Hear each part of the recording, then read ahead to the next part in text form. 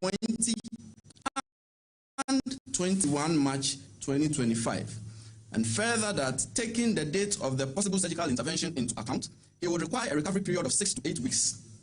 On this basis, his lawyer stated that he should be able to return to the jurisdiction between 14 and 30 May 2025.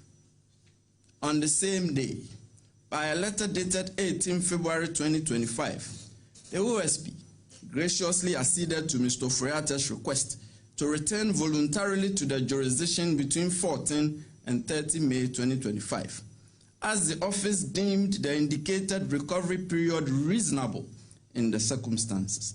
Consequently, the OSP removed Mr. Ofori-Atta's name from the list of wanted persons pending his voluntary return to the jurisdiction based on his own indicated dates. Consequently, the OSP directed Mr. Ofori-Atta to attend the OSP in person on Monday, 2 June 2025 at 13:30 GMT for interview, which is today. The OSP emphasized that if he failed to voluntarily return to the jurisdiction within his stated dates, and if he failed to attend the OSP on the rescheduled date of Monday, 2 June 2025 at 13:30 GMT, his name will be re-entered on the list of wanted persons, and the OSP will consider him a fugitive from justice, whereupon the office will take all necessary legal steps to secure his return to the jurisdiction and attendance at the OSP at our own choosing. Then, by a letter dated 28 May 2025, Mr. Ofori-Atta's lawyers informed the special prosecutor that a medical expert has diagnosed Mr. Ofori-Atta with cancer and has earmarked 13 June 2025 for surgery, for which reason he would be unable to return to the jurisdiction as scheduled. His lawyer stated that to the knowledge of the OSP, this change in circumstances has been brought to the attention of the court, before which Mr. Ofori-Atta is presently pursuing a human rights claim against the OSP and the special prosecutor. His lawyer stated further that in order not to hold the office back in the performance of his function, they had Mr. Ofori-Atta's instructions of his readiness to go through video recorded interview for the purpose of eliciting his caution statement. His lawyers offered to meet the special prosecutor in person or approach the bench for the purpose of viewing Mr. Ofori-Atta's biopsy report, whichever suited the special prosecutor. Now, ladies and gentlemen of the media, this is where we are now. And let us step back a bit from the 28 May 2025 letter from Mr. Ofori-Atta's lawyers and place the matters in their proper context. I have intentionally went through a tedious timeline.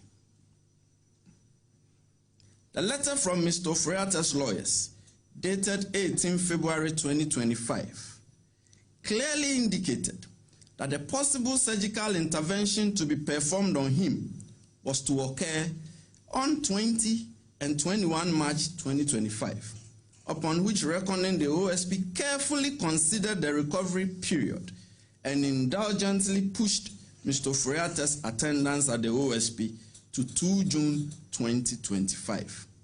Therefore, Mr. Ofori-Atta had a duty to promptly inform the OSP of any fundamental change in his medical circumstances on 21 March 2025, when the advertised surgical intervention was not performed, to enable the OSP reschedule a new date of his attendance at the OSP to accommodate any such material changes in his medical condition and treatment itinerary. Mr. Ofori-Atta has known, at least since 21 March 2025, that no surgical procedure was to be performed on him in March. Yet, he purposely sat by indolently and chose not to inform the OSP of such fundamental changes in his circumstances. Instead, about 67 days after learning of the alleged changed circumstances around 21 March 2025, Mr. Ofori-Atta elected to spring a surprise on the OSP on 28 May 2025, just 6 days before his scheduled attendance at the OSP, by offering to undergo a video recorded interview and a viewing of his biopsy report. Now,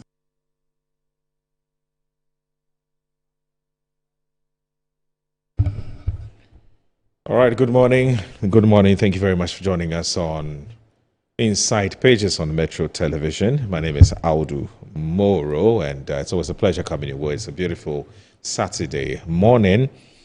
We have quite a number of issues to look at on the show today, and we do know that you would stay with us for the next almost 2 hours to look at what we believe are the most important issues that have got Ghanaians talking. Now, this morning, we're told by the Office of the Special Prosecutor that Ken Ofori-Atta, who is a former finance minister, Ghana's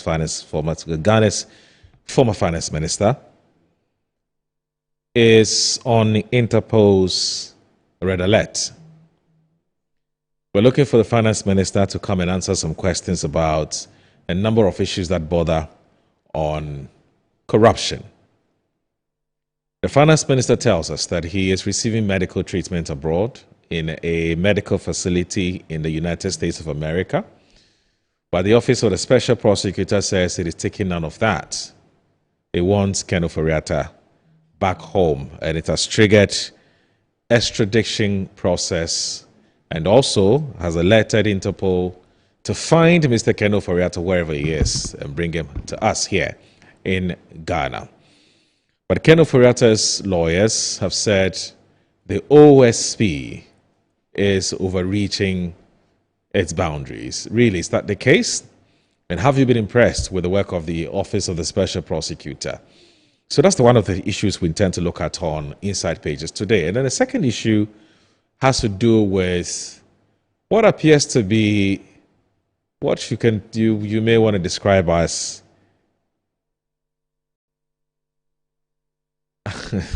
anyway. So we woke up one morning and heard that the government has slapped a 1 cedi levy on each liter of fuel that we buy, on a liter of fuel that we buy. Now, Ghanaians have reacted to this levy, which has assumed all kinds of names. People say E-Levy Pro Max, some say Doomsaw Levy, etc., etc. How do you call it?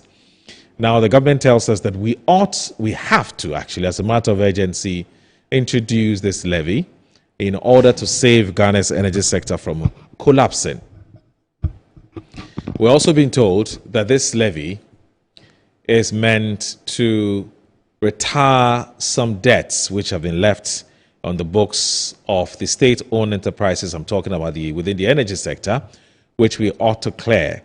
Otherwise, our energy sector, which is the blood of the economy, would ground to a halt. Now, is that reason that government has given acceptable? Is it tenable? We'll interrogate that on Inside Pages this morning. My name is once again Audu Moro. Please stay with us. And I also need to let you know that have you noticed that we have started planting trees across the country? I'll tell you why we're doing that. Stay with us, please.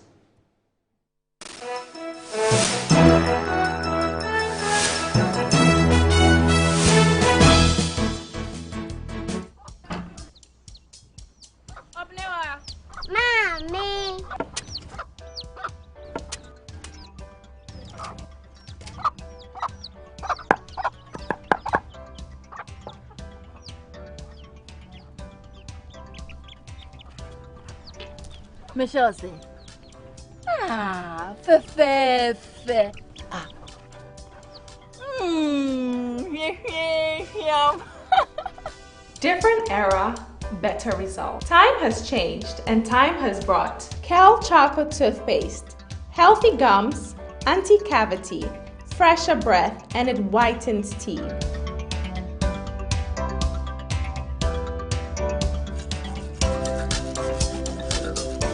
Kel Chocolate Toothpaste, Sankofa. Yenchi, Kel Chocolate Toothpaste. Happy smile. This advert is FDA approved. Buy affordable service plots and lands from estate masters. Currently selling our next cottage, located at the newly proposed airport city, with a starting price of 25,000 Ghana cedis.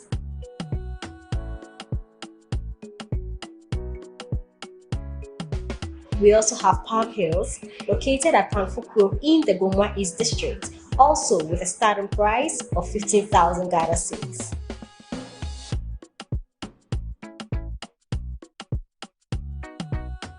Available also is Coastal Park in Lakpleku, which is a 15 minutes drive from the Nigo Senior High School, having a starting price of 55,000 Ghana cedis. You will receive a free site plan with indenture once you successfully purchase a land from us. For any enquiries, contact the numbers provided. Estate Masters, your most preferred estate partner.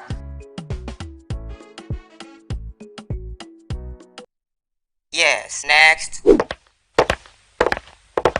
Hey, Nadia Benson, Asamo. Me didn't tum. Mr. Friendly Calico, just call me cockroach. Now, Mr. Friendly once now. Hey, that's you. Improve car. Yeah. Captain was key to double the action.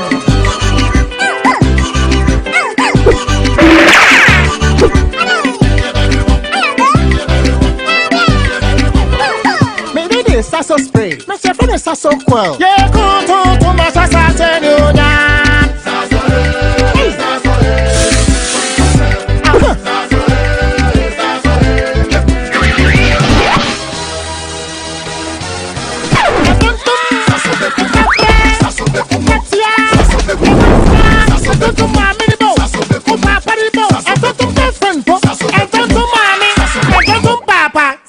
Come tum preko.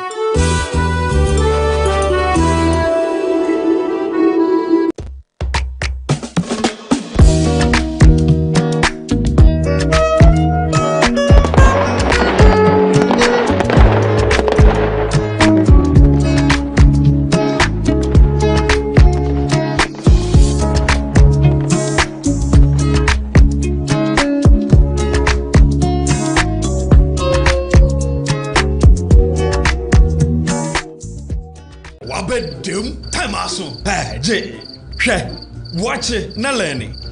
Missy, watch and learn. Mekwaya ma besisia.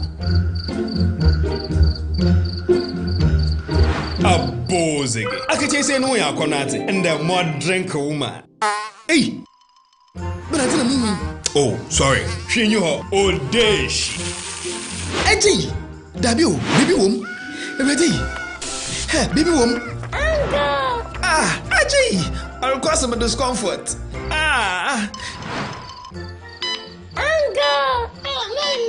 Sorry, uncle, where would the dad? Why your funeral? At your phone for Aerofield Trading. Sorry, it killed them all. No mum share Nanda Daya was mosquito call Esudu Womunumu. Na say spray with them musa. Chaisima edronum and sana ko dynamo. And Kratoi FDA Ajatum. The trophies are in Ghana, the heaviest trophy in the world now. Heavier than the Oscars trophy, heavier than the Grammy trophy, heavier than the BET trophy. The most expensive trophy now has arrived in Ghana for the Ghana Celebrity Impact Awards, GCIA. I bet you would want to hold it. I bet you would want to see it. Feely. I bet you would want to touch them. Okay, grab your tickets. Reserve your table for the night of unforgettable experience. Date is 7th June 2025. Time 5 p.m. Red carpet. 7 p.m. Main event. The venue is the Conference Center Arena. For reservations, call 053-755-0058 or 053-7535-390. The Ghana Celebrity Impact Awards, celebrating impactful Ghanaians.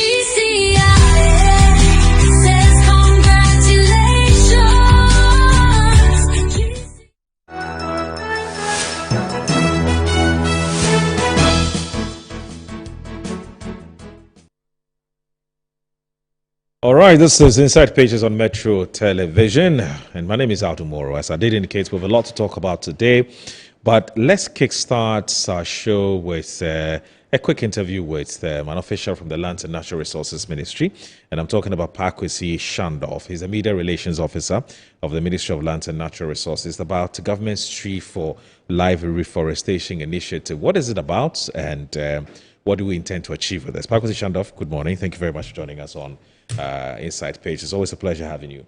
First of all, I guess that congratulations are in order. You've just been appointed in this position.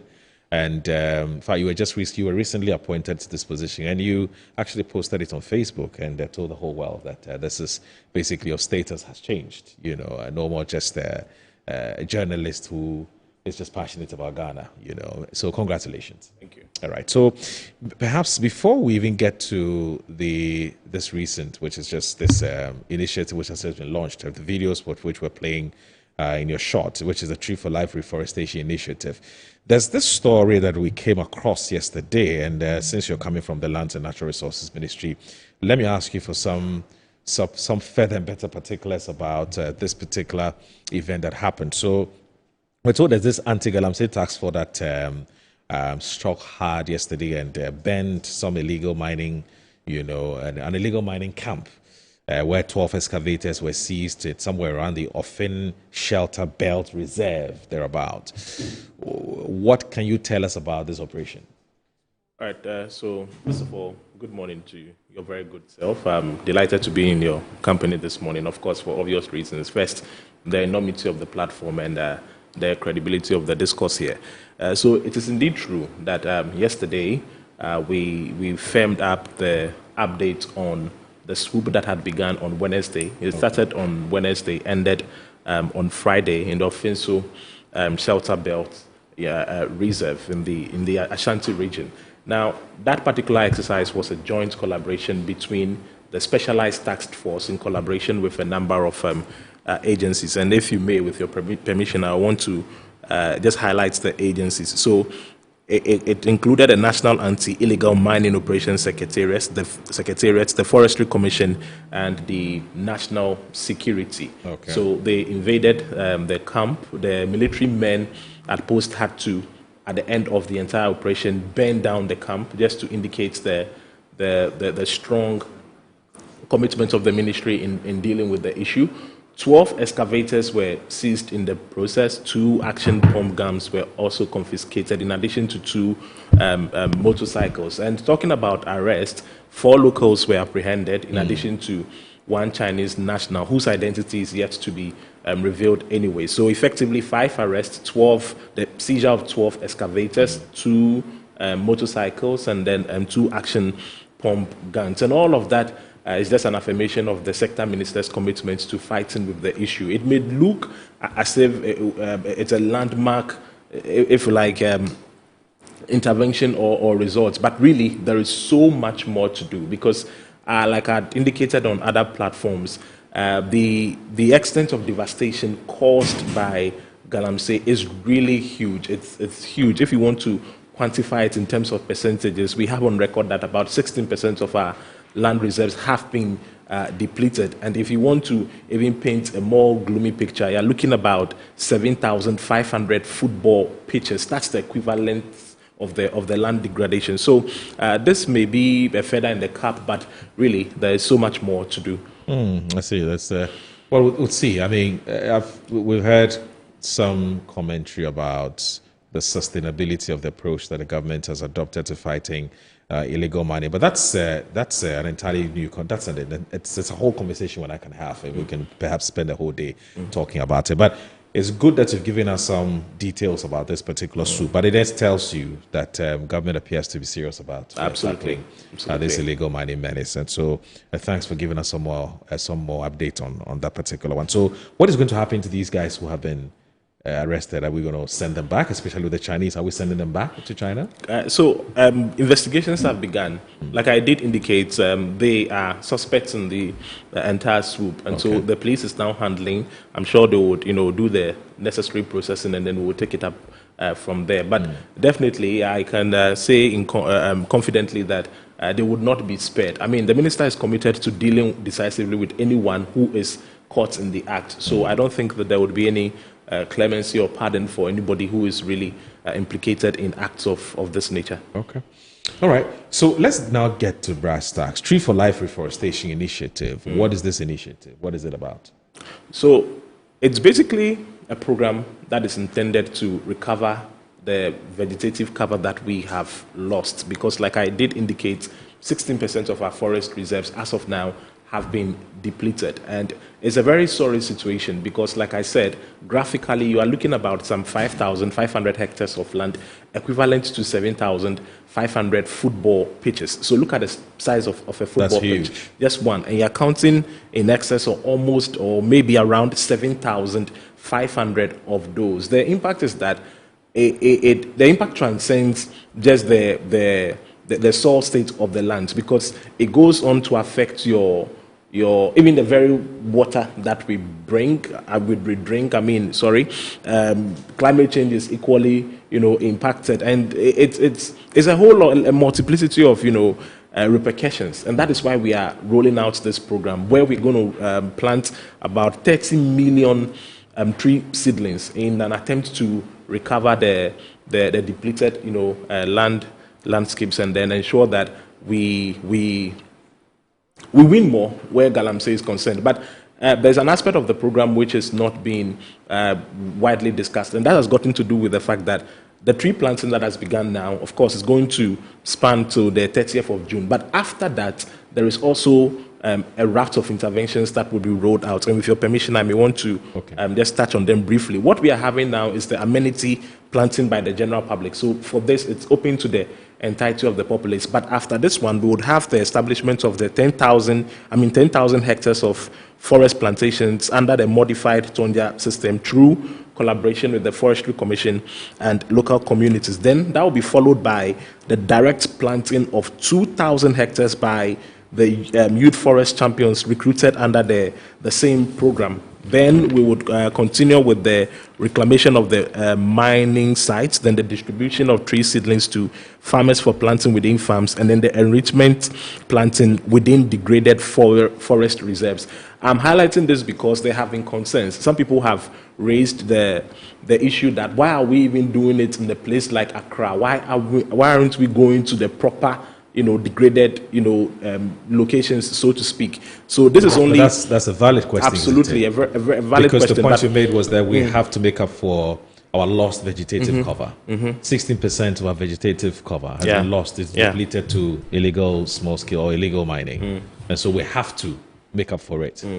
So then the question or the begging question would be, why don't we target the areas where these vegetative cover has been lost, and they just plant there rather than planting everywhere. So that is adequately catered for. So after June, that is when we'll move to those specific areas and then undertake the exercise. Then that would be more deliberate or intensified than the generalized one that we are currently rolling out. Because you see, even if you look at the lands that have been depleted, well, thankfully, some recoveries have actually happened.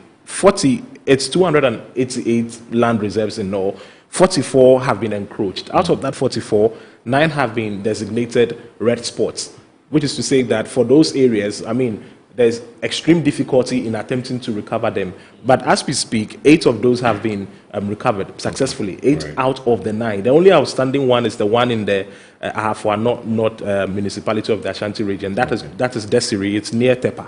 That is the only place where we are having a little bit of a complication, because per the last briefing, it appears that the encroachment is a bit tricky, because it's not only the illegal miners that you have there. Some civilians are also there. Okay, so if you were to deploy a very combative measure, maybe you may record some casualties, and that is what we do not want to, as it were, record in our attempts to do good. So that's the only complication with Desiree. But government is still working assiduously around the clock. So in a matter of, I cannot give a specific timeline, but we'll have a 9 out of 9 situation. Then when we are done with that, we know that, okay, right now we don't have any designated red spots, so to speak. It's only the generalized ones. Tree for Life initiative comes in, deals with the issue, and then hopefully we should be celebrating some more wins. But I have to add that it's a very complex fight. More often than not, a lot of people think that it's about just the sector ministry alone. No, it involves everybody, every stakeholder you can think of. I see. So what happened yesterday where we saw the president? Must have been around the Kwabenya. Yes, the Kwabenya Community Day School, where he did the planting with this little girl that I saw him with. So yesterday's was symbolic. Yeah. The main tree planting exercise, which would expect all and sundry to come on board, is starting when? It has actually begun. Because I saw the regional minister, the Ashanti regional minister, I saw some other regional ministers, but they were only announcing that because the president had kickstarted the whole initiative, they were all, supposed to do it. But I don't know whether the regional ministers were supposed to do it just in a symbolic fashion, or the tree planting has started. It has started. So, okay. Let's say just the symbolic planting was just to outdoor it. But I'm sure even from Monday, we would see it in the full rollout, and it's being supervised by the Forestry Commission. Of course, there are a lot of other agencies under the ministry that are all supporting, but principally is the Forestry Commission that is doing the execution. And beyond giving out of the seedlings, they are also offering technical expertise, because you realize that more often than not, sometimes we have a situation where when programs like these are rolled out, yes, we call for the cameras, everybody applauds. Then at the end of the day, you cannot even measure and track the extent of the impact or the consequential outcomes. We don't want that to happen now. So for now, technical experts have been deployed to ensure that right from the moment of planting all the way to nurturing and then the final erection of the trees, there's some stiffer mechanism to monitor, so that by the next 2-3 years or within the foreseeable future, we can actually count the number of trees that have added to our vegetative cover. Right? That's basically the approach now, and that's distinct, because over the years, sometimes we've not had this kind of stern or robust mechanism to monitor the entirety of the process. But that would be a thing of the past now. All right. So what's your final word before you take leave of us? Well, final words, let me seize the opportunity to call on all Ghanaians. That even includes journalists. Even you could come, go to any of them. I have to add, the seedlings are located at the, if you're looking for any, and I'm sure you should actually go for one. I will. Any of the Forestry Commission, district or regional offices. It's free, isn't it? It's free, absolutely free. There's Pick a seed. Absolutely no cost implication whatsoever. They'll give you the technical expertise. You would plant, and then it would be monitored and evaluated. So we are calling on all Ghanaians to join, come on board, and let's ensure that we deal decisively with the menace of Galamsey across board. Because you're not allowed to just plant the seed anywhere. No. You'll be told where to plant it. Okay, yes, professional and technical guidance will be given you. Okay. All right. Pakus Shandov, thank you so very much. Pakus Shandov is a very good friend of mine. He's now with the Land and Natural Resources Ministry. He's with the Media Relations Department. He's talking to us this morning about the Planting for Reforestation initiative, which the government has launched. And so, Pakus, thank you. And have a great day. Sure. Thank you so very much. That's Pakus Shandov. So we're back with our conversation about what we call the energy levy, 1 cedi per litre. It's got, like I said, Ghanaians have reacted to it depending on where you stand. Some say it's a necessary evil. Some say it's a stab in the back. It's a betrayal of what the government had promised us. And so, but where do you stand on this? Let me know. This is Inside Pages on Metro Television. Stay with us, please. Your budget saying you are not going to introduce. Okay, Chief. Then you turn around, you say you are repealing e-levy. You are all over the place. Now you are bringing back e-levy. And then you say that the Ghanaian public will not feel it. Mr. Speaker, you repeal e-levy, reintroduce e-levy. That's what you are doing. What are you? This is the e-levy. You have introduced e-levy. Then you say that you run it through certificate of agency. Mr. Speaker, honorable members, the e-levy being introduced. Honorable members, this is a house of record. What is it? Honorable members, this is a house of record. The bill introduced, which I have just referred, is energy sector levies bill. It is e-levy. So this is not electronic levy. Mr. Speaker, with respect, allow the minority to have its say. You allowed the minister to speak. What is energy sector levy? Short form e-levy, is it not it? The energy. What is energy? Is it not E? How do you spell energy? Is it not capital E? The short form of the law, the levy, is e-levy. You are reintroducing e-levy. That's what you are doing. What is before us is not the e-levy, What is before us is the Energy Sector Levy Amendment Bill. And basically, it is saying that Ghanaians should give one Ghana cedi each when they buy a liter of fuel so that we can end doom so. That's all. One cedis. All of us should contribute 1 cedis. Just 1 cedi per, so that we can end doom so. 1 cedi. Each of us, when we buy fuel, 1 liter. The prices are going down. 1 cedi. And Mr. Speaker, it is not e-levy. It's not e-levy. That is what it is. The matter has been referred to the committee. Let's all hold on. The committee will present a report to us, and when we consider the report, we can debate all these matters. Generated by this increased levy will be channeled to pay down accumulated legacy debts in the power sector. Dr. Mahamudu Bawumia was rounding up his nationwide thank you tour in the central region, climaxing the expression of his appreciation to the party people for their role in the 2024 NDC of campaigning on deception to win political power and doing the exact opposite of what they promised. Dr. Bawumia maintained that the NDC has just thrown dust into the eyes of Ghanaians, urging them to brace themselves for more draconian taxes from the NDC government. NDC for Omuchan Trobebre every day. Obie intra Omuchan.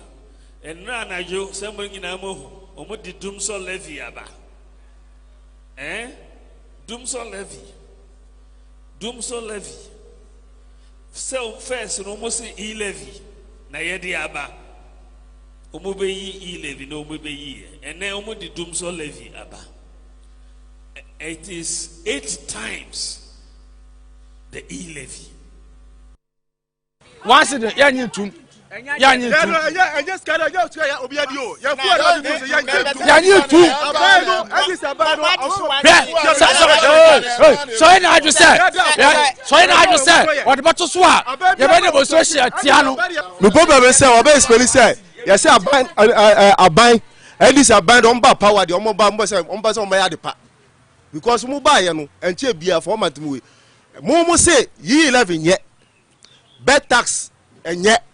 But the said a moon's 1 tax of 11 and a friend about saying 1 cedi petrol 11 Tuaka. So, media, Kwame Suna, where the answer at that be now more dada.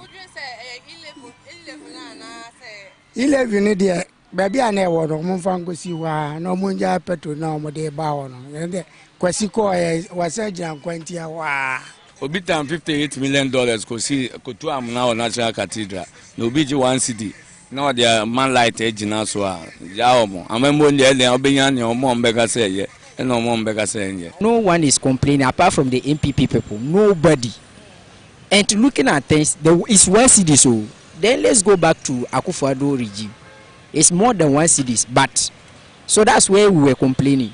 This one is 1 cedis, and 1 cedis is for our own good, and is the same development for the country. If only we want to be like, for example, some people always compare Ghana, like they want to compare Ghana to the US and then the Americans. Yes, they don't develop by what? Just by chance. Yes, sir. ABC where that say it me atri diesel so ni atri lole fe so yet diesel so a lole fe be gina wa ya ka say yeto so na ere enso yete so yate so enti dia no say the omo ahye dem no. All right, so I'm sure you've heard this, that Parliament has approved the Energy Sector Levy Amendment Bill 2025, introducing a 1 cedi levy on petroleum products. Now, the controversial bill, which intends to raise additional revenue to address the nation's crippling energy sector debt and also ensure the stable power supply, was passed late on Tuesday, June 3, 2025. Now, the Finance Minister, Dr. Kasala Toforsing, who laid the bill under a certificate of urgency, stated that the energy sector's total indebtedness stands at $3.1 billion as of March 2025. Now, he further explains that a minimum of $3.7 billion is required to fully clear this debt, with an additional $1.2 billion needed to procure essential fuel for thermal power generation throughout 2025. The minister assured Parliament that the impact of the new levy on export prices would be absorbed by the gains made from the strong performance of the Ghana cedi, meaning that consumers would not experience an immediate price hike.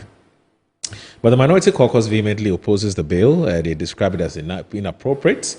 It's a burden on Ghanaians, and their resistance culminated into a walkout during the approval process as they argued that the majority side lacked the requisite numbers to make a binding decision on the bill. Of course, prior to the vote, Majority Leader Mahama Yariga had passionately appealed for the levy, framing it as a necessary collective sacrifice to end the persistent power crisis known as Doomso. But where do you stand on this, and what do you make of this? Joining us this morning for a conversation on the back of this matter, I do have in the studio the Honourable Member of Parliament for the Ododo constituency. He hasn't been here in a long time. I mean, in fact, he's not been here on the show before. This is actually his first time on Inside Pages, and we're very happy to have him join us. It's Alfred Kote Ashi, who is the Member of Parliament for Ododo. Good morning, sir. Thank you very much for joining us on the show. And, yes. So your microphone is actually off. If you can put it on. Yes. So good morning once again. Good morning, and good morning to your viewers as well as my people in Ododo. Right. I wish my Muslims Ramadan Kareem. Yeah. And Eid Mubarak, to you as well. Now, Kwesi Botry Jr. is a lawyer and also an aide to the former vice president and the former presidential candidate of the NPP, Dr. Alhaji Mahmoud Bawumia. Good morning, Kwesi. Thank you very much for joining us. Good morning, bro. Thank you. It's good to have you. It's your first time on the show too, isn't it? Yes. Yeah. Don't worry, you will enjoy it. Thank you. You'll enjoy it. Dr. Mahmoud Bawumia says I should wish you Eid Mubarak. Yeah, Eid Mubarak. Ah. He hasn't received a meat yet from you. So he'll be expecting that. He should be sending a whole cow. Yes. I have a message for the vice president. Sure. Tell him that I'm also waiting. Sure, I'll tell him. No it's a season of giving, so that's fine. Right. Anyway, so my regards to the vice president, the former vice president, sorry. Anyway, so Samuel Amwa is the Deputy PRO for GPRTU, who will be joining us at some point during the conversation. Also, Professor John Osai Kwapo, who is a project director, Democracy Project CDD. He will also be joining us at some point. But also in the studio is a man who I have a lot of respect for. He joins us from time to time when he has time and he's in town. Dr. Eric Abuachi-Adom, who is a financial economist, a senior lecturer in the Banking and Finance Department of the UPSA. He's also a fellow of APL. Doc, good morning, and thank you very much for joining us on the show. Good morning, Maro. Happy Eid, and when we finish the show, you'll do the needful. Yes. You know, the thing about Eid is it's like money. It must circulate. Right, I get, I give, you give, you get. You know, that's how. So I'm waiting. Maybe Honorable is here. The Honorable will do the needful. Yes. On behalf of the panelists, we'll nominate Honorable to do that. Yes. Dr. Bawumia has all the money, so I'm sure they brought one in the pickup for you. Okay. Anyway, so Honorable, I'll start with you. You've been monitoring public reaction since the introduction of this CD levy. Exactly. And what do you, from where you sit, your constituency, family, friends, generally monitoring the media, what do you think has been the reaction to this one CD levy?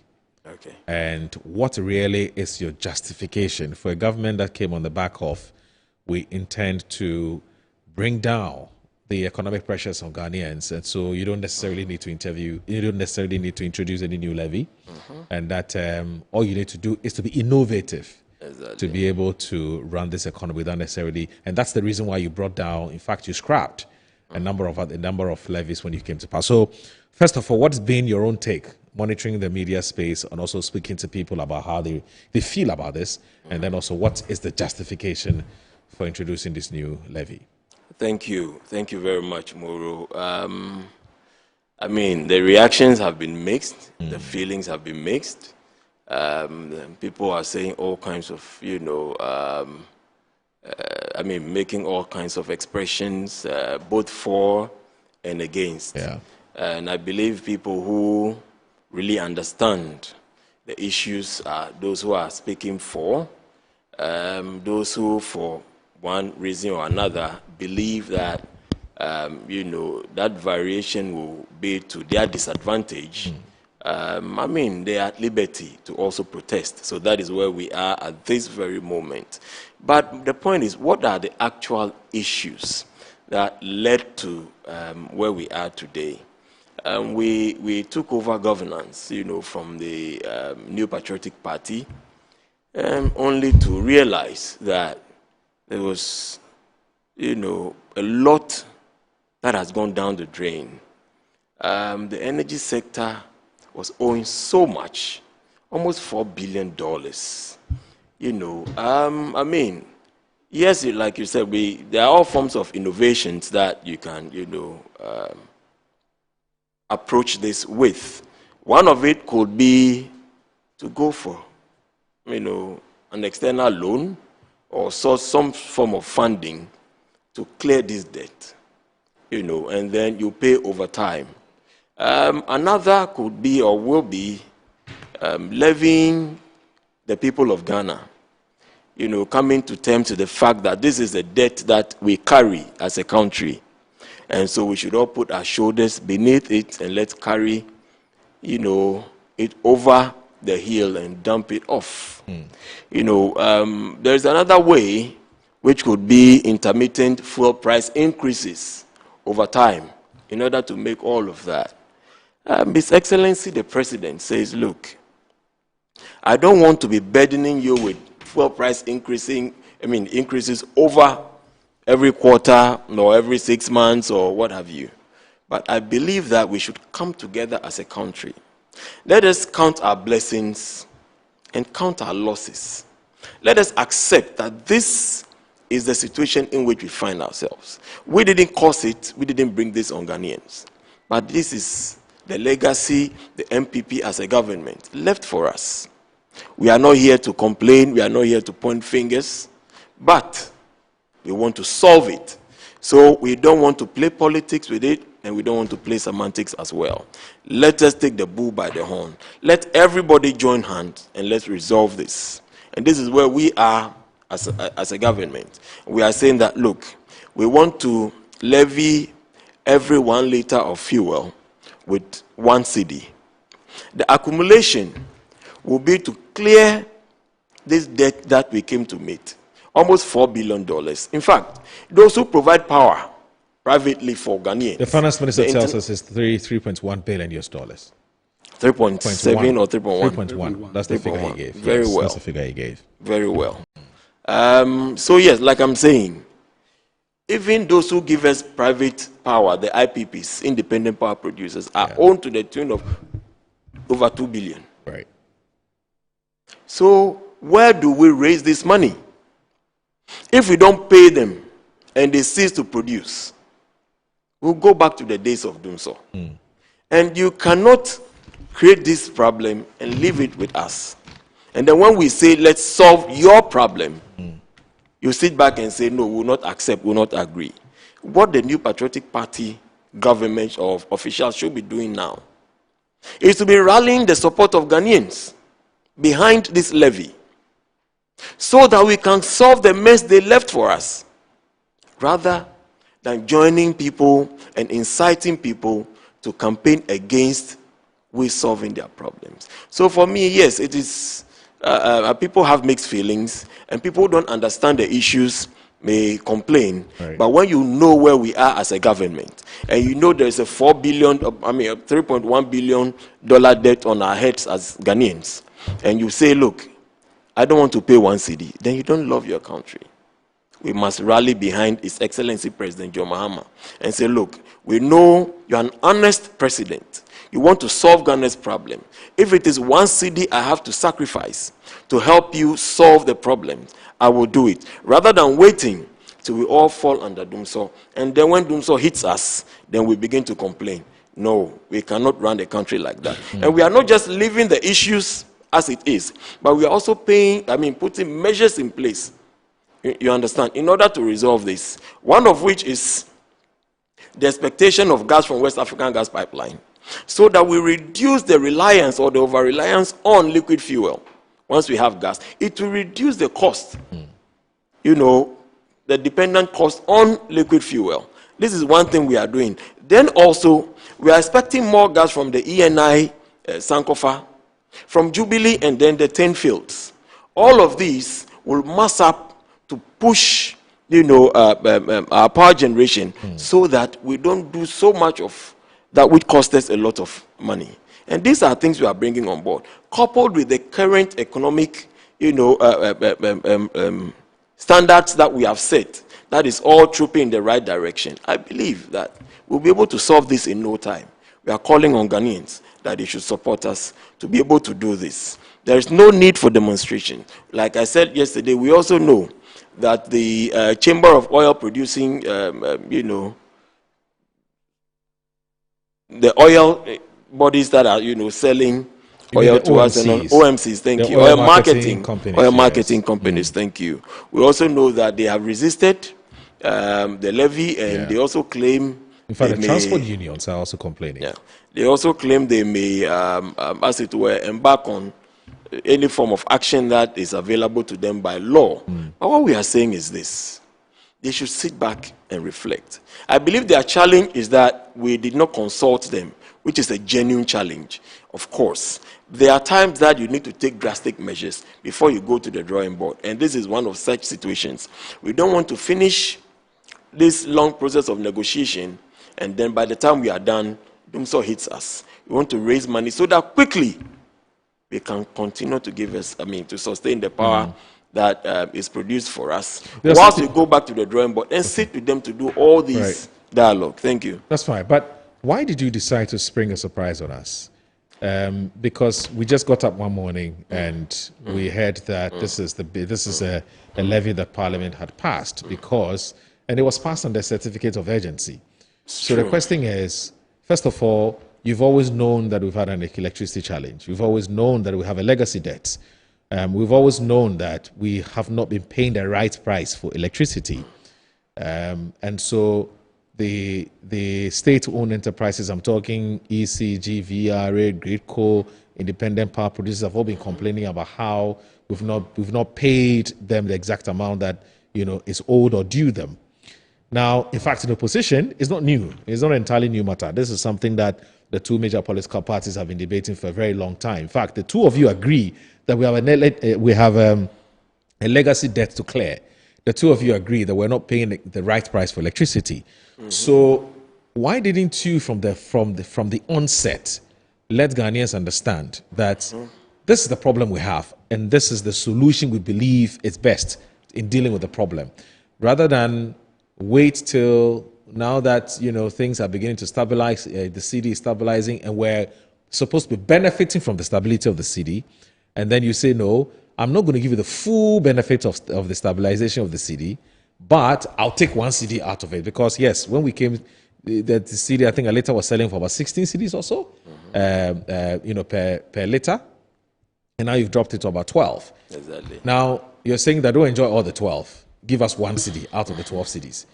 Why don't we deserve to enjoy all the 12? Thank you. So two questions in one. You've always known the problem. So what you're telling us is not new. But the timing of the problem, and also even the public engagement in getting the public to understand why this is extremely important. Some people feel that was missing. Yes, I agree. When you are in opposition, especially in our case, where we always believed that figures that were not accurate, were being channeled into the public, things were made to know, turned out not to be so. We came to power only to realize that there was so much that had been done that wasn't right. Of course, there are so many ways to kill a cat. There are so many ways to deal with issues when they, arrive. Now, in this particular one, like I said, there were quiet threats to seize supplies from the OSPs and also IPPs, from other fuel suppliers, from all stakeholders in that industry. And we did not want a situation where we'll be hit with doomsday. So if we have reduced, like you're saying, we have reduced fuel prices from, that much to 12 cedis. And we're saying that, well, we've done Ghana this good, ourselves this good. And we're asking us to, as it were, sacrifice 1 cedi. In fact, we could have said that, well, let's leave it where it is. We'll make more money out of it, pay this debt very quickly, and then we'll have our way. But we said, no, we cannot suffer Ghanaians. The power that, whatever brought us to power, that victory, was powered by the cry of Ghanaians. And so we cannot go back and continue the same way. So what we ought to do is to effect a change. What is the change? We've been able to reduce fuel prices drastically. And then from that, we are saying that Ghanaians, looking upon what we've been able to achieve, let us all sacrifice a cedi of it. And trust me, this is not generally for all Ghanaians, but vehicle users who buy fuel. Of course, the the public transport, owners have decided they will pass on, that to the commuters and all of that. Yeah. But all the same, we are telling them that they should be mindful and attach a human face to whatever they want to. Because look, we are in times of crisis. And when you meet such a situation, you need drastic solutions. So we are telling them, all those who are supposed to talk to the public, the stakeholders, and what have you, we'll still meet you and talk to you. But we needed to take drastic action to save this country from falling. And that was why we make this, hasty decision. Thank you. Visiboji, you have always known the challenge with the power sector. You've always known that we have mountain debts to clear. You've always known that we've not paid the right price for electricity, and even though, I mean, when ECG takes its its calculations to PURC hardly endorses it. PURC will tell them that, look, because of ABC reasons, I will not be able to endorse or approve what you want. And so they always give them far less than what they want to be able to run effectively and efficiently. And so it is not entirely new to you. Now, if a government has come to power and a government says, look, we have a problem, we have a crisis, and one of the ways in which we need to clear the crisis is that we ought to get Ghanaians, to pay a little bit more. Let's take advantage of the good times in order to clear the legacy debts which you, the MPP, have contributed, the NDC has contributed, and so on and so forth. Don't you think that's a good approach to dealing with the problems or the crisis that we have? Thank you very much. I think to start with, you see, this conversation cannot be situated without considering the background of the conversation. No, this government is a regime that came to power or that campaigned at the back of high cost of living, high cost of fuel prices, high cost of electricity, high cost of bills, and what have you. Now, this government comes to power, and within the first, quarter, one of the important things this government does is to introduce new taxes. Honorable makes the point that NPP created a problem, and so they are in to solve the problem, and so Ghanaians should bear with them. I beg to differ and respectfully disagree with the position of Honorable, because the energy sector legacy debt as at 2016 stood at $2.5 billion. And in fact, as at the time President Akufo-Addo was leaving office, it was still $2.5 billion. In fact, if you look at the President Akufo-Addo's last State of the Nation's address, delivered at Parliament on the 3rd of January 2025, you look at page 17 of the State of the Nation's address, paragraph 2, and with your permission, I'll read briefly. It says, "When my administration assumed office, we inherited an energy sector legacy debt of $2.5 billion, The Energy Sector Recovery Program, developed by government and the World Bank, projected that this debt would balloon to a staggering 12.5 billion within 5 years if no decisive actions were taken. We knew that such a scenario would cripple the sector, undermine investor confidence, and plunge the nation into darkness. Mr. Speaker, we got to work immediately through tough negotiations with independent power producers, IPPs, prudent financial management, and targeted interventions. We have been able to stabilize the sector while keeping the light on. I am pleased to report that we have kept the energy sector legacy debt at $2.5 billion, the same level we inherited, and averted the $12.5 billion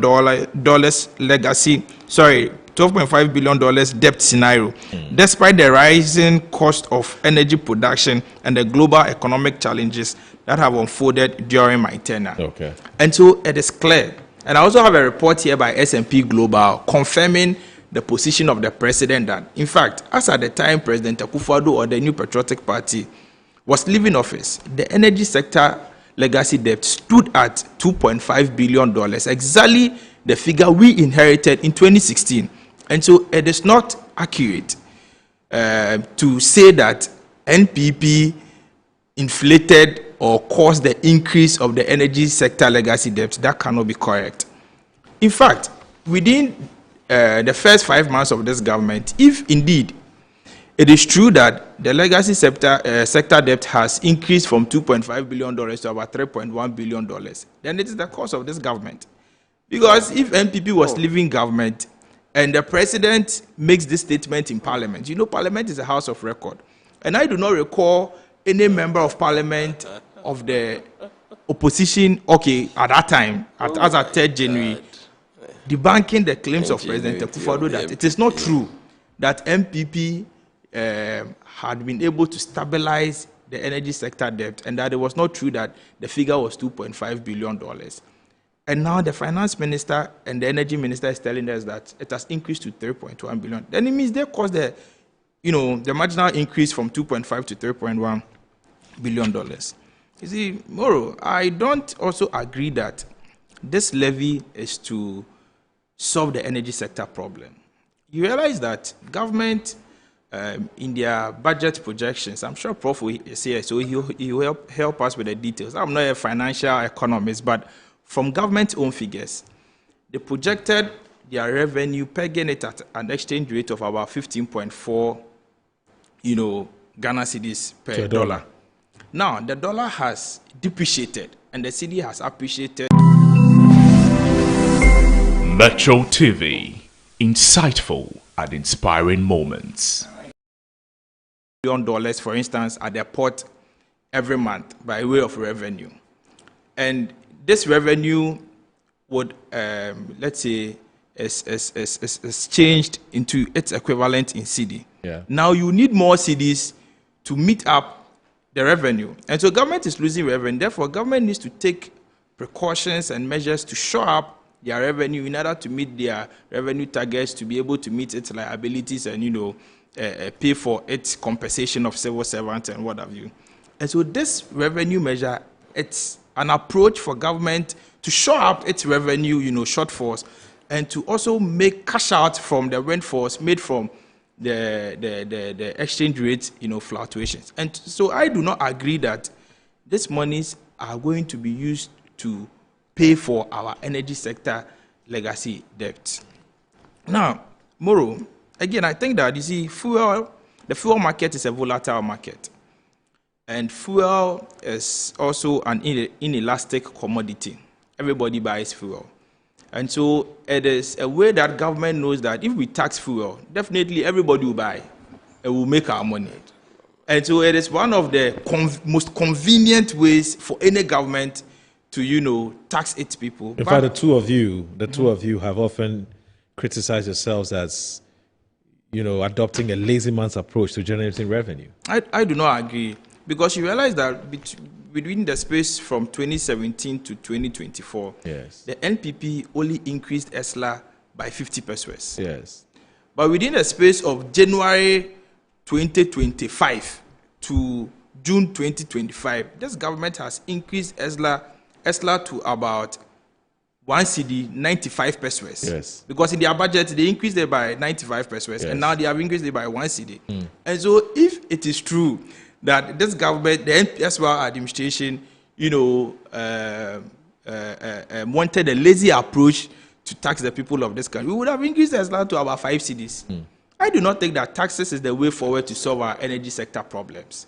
The government must put in place pragmatic measures and steps to solve the inefficiencies within the power sector. The inefficiencies within ECG. You can peg ESLA at 20 cedis, and there will still be problems with the energy sector if the loopholes and the inefficiencies within the power generating sector, ECG and VI, the leakages are not blocked. We will still have the same problem. And so I do not think that taxes are the best way to solve our problem, especially when the SY administration introduced an electronic levy, when you have members of Honorable's party calling that tax draconian, calling it evil, calling it nuisance, calling it all kinds of names, and promising to remove it when they assume office. The good people of this country voted for them. They assumed office. See, if you say that you do not think that taxing the people is an effective way of dealing with the economic challenges that we have, isn't that a betrayal of your fiscal philosophy when you were in government? I mean, we saw e-levy, we saw betting tax, we saw all kinds of levies that have been introduced, and based on which the NDC campaigned. You at the time supported it, and you give us 101 reasons why we needed those taxes. Yeah. So if you say that you do not believe that taxing the people out of their problems is the way to go, isn't that a bit inconsistent with what we saw in the past? No, I'm talking about taxing the people to solve the energy sector problem. Oh, you mean okay? So with regards to the reference to the energy. Problem. Okay, yeah, that's what I'm saying. That the inefficiencies. Not as a general principle. No. The inefficiencies. Because this government wants us to believe that the purpose of this tax is to solve the energy sector problems. And that's why I'm saying that the way forward to solve the energy sector problems is not through taxation. Okay. It is through pragmatic measures to strengthen and block all the revenue leakages and the inefficiencies within the energy sector, for instance, ECG. But can't we walk and chew gum at the same time? Can't we, whilst we're working on sealing the leakages, but at the same time raise extra revenue to make sure that we do two things? We buy sufficient fuel to power the generators and also clear some of the legacy debts on our books. Can't we do two? Can't we do the two at the same time? We can do two at the same time. But that's what I'm saying, that you see, when you situate this entire conversation with respect to what this current government told us in opposition, they told us that they know how to govern without necessarily, taxing the Ghanaian people. Already, high cost of living is skyrocketing. This government has not done anything to reduce cost of living. Recently, they've increased fuel by about 14.75%, increased water about 4%. Now they are taxing fuel about 1 cedi 95. Doesn't context matter? Context matters in the sense that this time round, the economic indicators are looking good. Right. So we would look with inflation is tumbling down. It's about 80, it's always around 18% We're looking at the exchange rate, which is now close to about 10, even though I think it's appreciated, the dollar's appreciated slightly against the CD again, or is it a CD that is depreciated? It depends on how you look at it. When you look at all these economic indicators, these are indicators that are beginning to make us look good. I mean, these are, and you call them the fundamentals, right? Now, if the fundamentals are looking good, would you then still hold on to this argument that the government says it would not introduce tax as a way of raising revenue and that it has innovative ways? But then now it decides that it wants to increase, in fact, it has increased, it has introduced a new tax. So my point is, the context as in what used to exist, look at the exchange rate in the past, look at inflation in the past, and all the other economic indicators, look at the economic indicators today. Doesn't it make more sense today to increase a tax, looking or given the indicators we see today as compared to in the past? That's the point. I agree. That's the point I was trying to make. I agree. Okay. That's a very good point. But you see, again, let's situate it within the context of the energy sector debt. Okay. That's the reason this government has alluded to promulgating or amending the tax law. Yes. And I think that, you see, fuel is a deregulated market. Ghana doesn't really control the prices of fuel. True. Several factors contribute to the prices of fuel: exchange rate, and taxes, and the market regime, and so many other factors that contribute to the pricing of fuel. And the price of the commodity or the international market. Absolutely. So these are the three key indicators. Absolutely. Yeah. And so this means that when you increase taxes, consumers will directly be affected. True. And so the finance minister's assertion that due to the exchange rates, being 11 now, consumers will also not be affected, can also not be correct. Consumers would definitely be affected. Okay. So government would have, I would not have a problem if government had taxed a different, taken a different approach rather than taxing fuel. Because at least there are good people of this country. The government tells us he has only two options. It's either it allows the PURs, not allows necessarily, but to endorse or to approve the PURS's adjustment of the tariff, or to go this route. No, but government has already approved the PURC's tariff adjustment. I mean, in the next review. That's the point I'm trying. They have a quarterly review that. But if you look at the PURC statement, I mean, they mentioned categorically that in every quarter the tariffs are going to be adjusted, and so that has already been approved. And so this government is only slapping the good people of this country with two taxes in a different way: increasing electricity and water, and also increasing fuel. Are you aware that the taxes, the tariffs that we're paying now, is exclusive of liquefied fuel? I hope I could. I think it's the what's the name of this fuel? It's escaped me. But it's a particular type of fuel it's not been factored into the tariff calibration and the calculations. Yeah. I've forgotten the name of that particular fuel. That is actually, I'm told, constitutes about 40%, or no, but actually about 60 to 70% of the fuel that we're procuring to power our generators or our plants. And sorry, the liquid fuels, yes, for powering the plant. It's actually not been factored into the tariff adjustment. And so what is happening is that somehow government, and even during the MPP's time, government always has to find money from somewhere to cater for that. Yeah. Are you that has been a practice. Government has always found a way to subsidize fuel, in order for consumers to be a bit, okay and relaxed. To cushion Ghana. But the point is that, the point is that this is not the time this government should increase taxes. Okay. And my problem is because of what this government told us it was in opposition. Okay. They told us that they were against draconian taxes, they were against nuisance taxes, they were against taxes that were unnecessary. Where do we find ourselves now? We find ourselves in a situation where government is now beginning to rely on taxing inelastic commodities to ensure that they raise revenue to, be able to pay workers and what have you. Okay.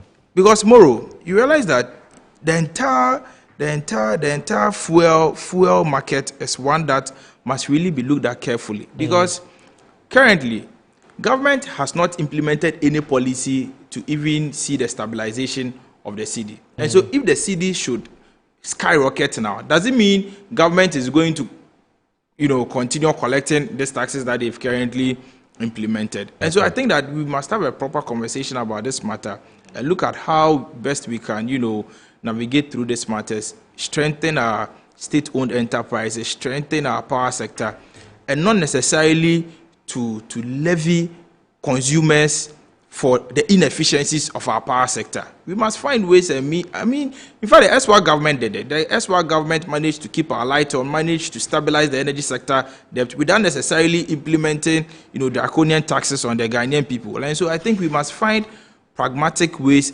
and convenient ways that will benefit the consumers and the ordinary citizens, rather than taxing, fuel and other things that would rather burden and increase and skyrocket cost of living. Okay. All right. So I was referring to liquid fuels. So thanks for that, Doc. So Doc, you play in the finance sector. You're a finance lecturer, actually. Where do you stand on this? Is it a necessary evil, or you don't think it was even necessary at all?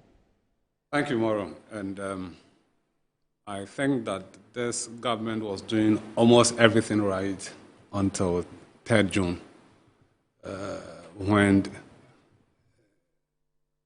Minister decided to take this particular levy to Parliament to pass it. You see, there are 3 basic things that drive fuel prices in Ghana. We have the global prices. Currently, we are doing around $63 per barrel, which is generally good. And there are so many factors that control it. We do not have a direct control by it. So it may change at any point in time. When it decides to go up, it means that we will need more dollars or more money to buy the same fuel. True.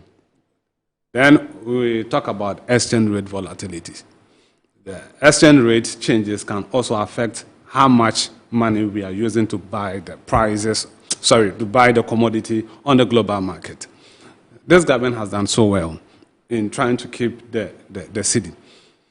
Yes, at a very high cost, the Bank of Ghana has injected close to about $1 billion in the past 5 months to be able to cushion the dollar. Well, some have said that. You mean the central bank? The central bank has injected about $1 billion. Forex into the system. Yes, into the system. Right. You can. The BDC, he gives them, I think, around $120. Divided into every 2 windows. Pegged at a certain constant. Yes. Constant rate. Yes.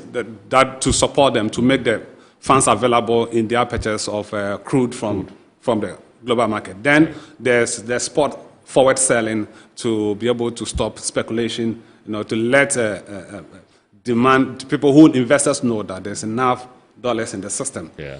So by way of pushing this much of dollars into the system, we have been able to, the government has been able to stabilize the cedi.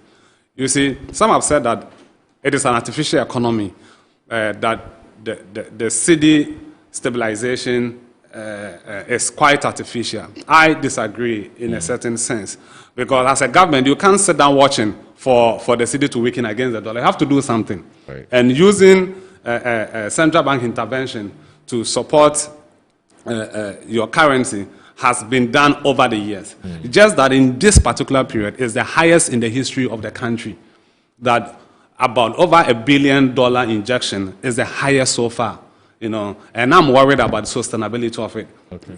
The second highest was last year, where the government injected around 600 million into the economy in the first 6 months. But in the first 5 months, if you have injected about $1 billion, that means that your demand for the dollar is going to be high. But yes, that is a governance about decisions. So if the government has decided to inject, at that very high cost, and if you can be able to generate enough dollars and pump into the system, fair enough. I think our demand for dollars as a country is around 19 to 21 billion every year. So if there's a way we can inject it, then we will be able to keep the cedi at that particular level. This year, I'm expecting that the cedi volatility will be relatively low, and that around the 12%, 12 cedis to $1 to $1 is quite feasible. But going the president forward, talked about it. He said the government is looking at pegging it to between 10 to 12. Yeah, 10 to 12, because it is something that can be done as far as you can inject the dollar, because we know how much dollar we will need as a country. I was telling you, between 19 and 21 billion dollars annually. Then if we know our gold export also, so we will know the supply. Just that sometimes the supply don't come in at the time. There's a mismatch in the timing. Right. That's why the volatility may come. Formerly, when we were able to go to the Eurobond market, when we are, it was more predictable. It's more predictable than when we need it at this time. So we just start the process. By the time we need it, it comes in. Then we're able to solve our issues. In fact, this is the market. The market works in a very interesting way. Once the market knows that we're expecting a certain amount of dollars into the system, you realize that the cedi then begins to appreciate. Yes. Even before the money comes. Exactly. So these are some of the things that is happening for the cedi to stabilize. Some relative stability. And also in some cases appreciating. Right. So having done this for the past 5 months, if we come on 3rd June, and we know that this exchange rate volatility or cedi appreciation has built up in our prices, and transportation prices went down, which is good, and some items like rice, some selected food prices over the week I drove or I went across the northern part and some selected rice, the prices have come down. Not everything, you know. So what it means is that the average Ghanaian is happy when prices fall. Sure. Yes, we were expecting price of building materials to come down. It hasn't come down yet. Real estate developers are complaining, but we're hoping that probably it will come down. Then we'll wake up on. But you economists talk about time lag. Yes. Is that the reason why the prices haven't fallen yet? No, I have always said that if people don't believe in the longevity and sustainability in the dip, they will not reduce their prices. Oh. If they don't believe it. Okay. That's why some describe it as artificial. Okay. Whether it's artificial or not, government need to play a role. So I don't have a problem with it. It's a government role that is playing. So you can't sit down and watch. So the government communication must also be focusing on reassuring them. Reassuring that it's not a blip. That this is sustainable. Okay. So we're expecting cement prices, iron rod, but this iron rod has come down slightly from 9,000 to about 8,600 cedis per metric ton. So then, it's an interesting point you're making, because it's about credibility, isn't it? It's about believing in the process. Yeah. So then, if what you're saying is anything to go by, what then would you make of what the president said recently when he said government is targeting between 10 and 12, rather than allowing market forces to drive, the exchange rate, but then government says we have a target? Is it good for the government to communicate that it has a target, or just allow the forces? If the forces drive it to one cedi to $1, why not?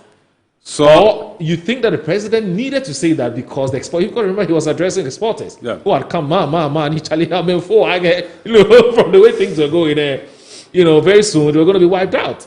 So, do you think that that kind of signal that the president sent out, which is that we're targeting a certain level, a certain threshold, which is between 10 and 12, is good for the market in terms of what signals it sends to the market, or the president should have just it's a good PR. It's a good PR that the government has done or should do. But if I have dollar, and I was actually thinking of selling my dollar, because my feeling or my expectation was that the cedi was going to continue to appreciate up to a point where perhaps the dollar was going to be, say, 8 to 9, 8 cedi to $1. So quickly I'm going to sell it. The president tells me that, okay, hold on, don't sell the dollar because we intend to hold it at this level. So do you get a point? I get a point. What does that tell somebody who had intentions of letting his dollar go, and now telling him that, look, I can peg it at this level? Or you don't think that, by and large, you think it's a good PR? Yeah, I think it's a good PR because largely we expect the cedi to weaken against the dollar, no matter what we do. And there's short-term gains and order, but when you take it on historical basis, the cedi will depreciate. So even the dip, some people are still holding on that the dollar will appreciate, then they can cash in. Even there are people who continue to hold on to their dollars. Yes. Even if it goes to 5. Because it's an investment. You see, an investment, there's a downside of the investment. So if you are the downside, you are hoping that it will rebound. Then when it rebound, you will sell. Unless there's an urgent need for your fund, that's why you will sell even at that lower rate. That's good. But Doc, you economists have also told us that one of the reasons why people hold on to their dollar is because they do not trust the cedi to perform its basic function as being a store of value. Right? Once people do not trust the cedi to be that store of value, a reliable store of value, they will choose another currency. The dollar is more reliable to store my money for me, put it in my house or wherever I intend to save it. You're saying that even if the cedi continues, market forces drive it down to say about 8, 6, 5, even if it's 1 to 1. There are still risk takers who hold on to their dollar even if it's 10 years to come. Exactly. If you buy government bonds, if you go to the stock exchange and you buy anything on the stock, the price can come down. But if the history, one thing we know in finance that history repeats itself. And we can go back as far back as 20 years, 50 years, and we know history will repeat itself. Eventually, the cedi will depreciate against the dollar. So that message by the president is a good PR for people to want to sell their what do you call it? Their dollar or at the point telling them that the cedi may go even to 10 if we don't take care and sell at the current rate. And I've seen a lot of media or some PR going on that go and sell your dollar, sending a message, to let people sell the dollar to increase supply. It is good. Okay. But see, there's a point where the reality comes in. Good. So there's a point where the reality comes in. My reality is that I have to take a break. I'm sorry. I take a break. So that's my reality. Okay. So I'll take a short break. This is Inside Pages. I'm here with Dr. Eric Boakye-Yaadom. He's a financial economist. He's here with us. Kwesi Botcho Jr. is a lawyer, aide to the former Vice President, Dr. Alhaji Mahmoud Bawumia, and also my very good friend, Ni Ashikote, who's a member of parliament for the Ododo constituency. I've told him that he needs to be coming on this platform very often. He has given me his word, so we'll see how it goes. He's a busy man, remember. We'll be right back.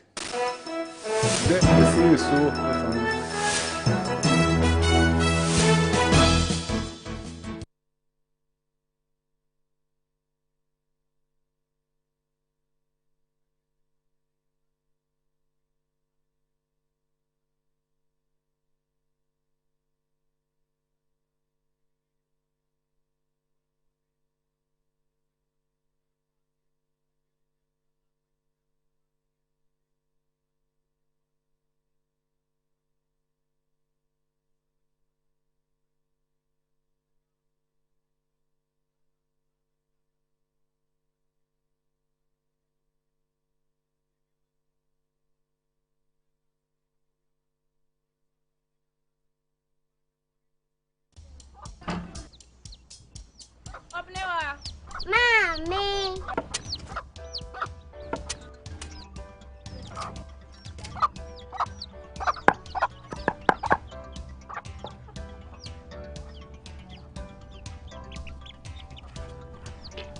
Michelle say, fe.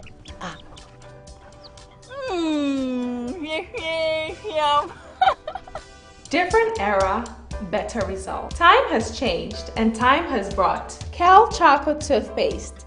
Healthy gums, anti-cavity, fresher breath, and it whitens teeth.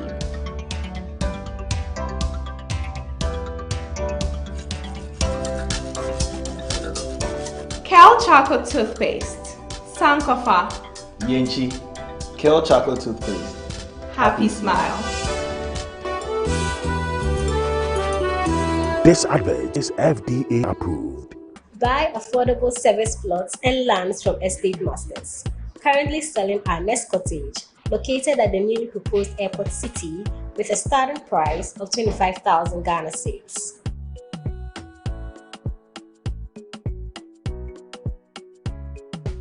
We also have Palm Hills, located at Panfukro in the Bomwa East District, also with a starting price of 15,000 Ghana cedis.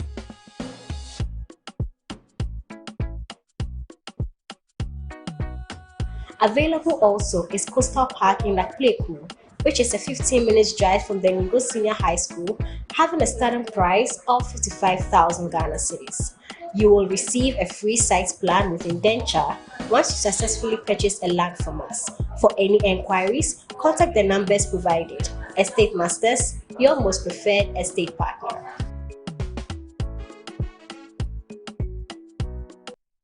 Yes, next.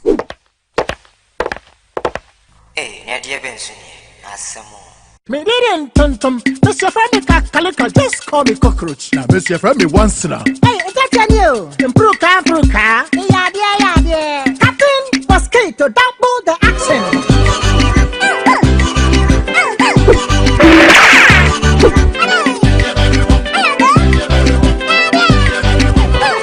Me did this sasso spray. Mr. Friendly sasso quell. Yeah, go to my sasso.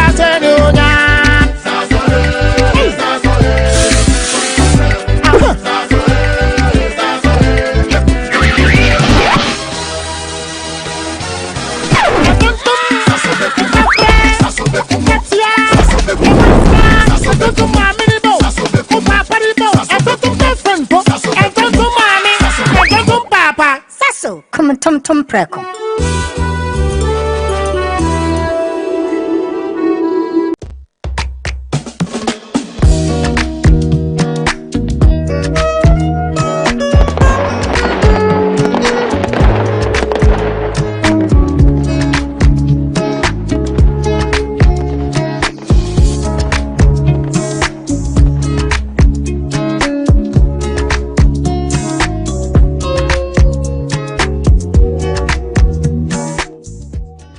bedum time aso. Hey, J. Watch it, na learning. Missy, watch and learn. Mekwaya ma besisia. Abozege. Akache say no ya konate and the more drink woman. Hey. But I didn't mean.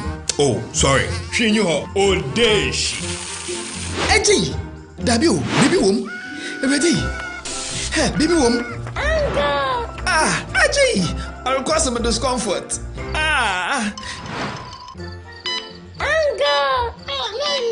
Sorry, well, uncle, where would the dad? Why your funeral? At your phone for Aerofield Trading. Sorry, it killed them all. No mum share nanda danya wash mosquito call is to do woman. Na say spray with them musa. Try sima edronum ansana ko dynamo. And Kratoi FDA Ajatum.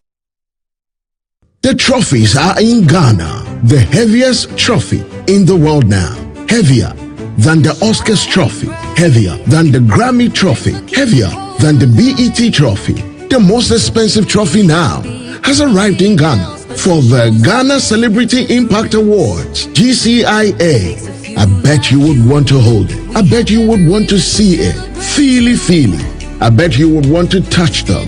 Okay, grab your tickets. Reserve your table for the night of unforgettable experience. Date is 7th June 2025. Time 5 p.m. Red carpet. 7 p.m. Main event. The venue is the Conference Center Arena. For reservations, call 053-755-0058 or 053-7535-390. The Ghana Celebrity Impact Awards, celebrating impactful Ghanaians.